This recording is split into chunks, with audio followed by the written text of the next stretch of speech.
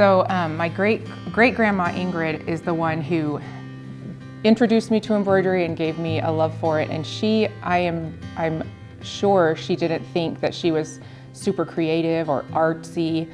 I remember looking at her flowers and being very inspired by them, wondering where she got her inspiration and how she came up with so much variety. They're all so beautiful. And I think that it's very exciting to be able to bring embroidery and the simple wildflowers that my great-grandmother Ingrid created to all of you to share. It's exciting for our family.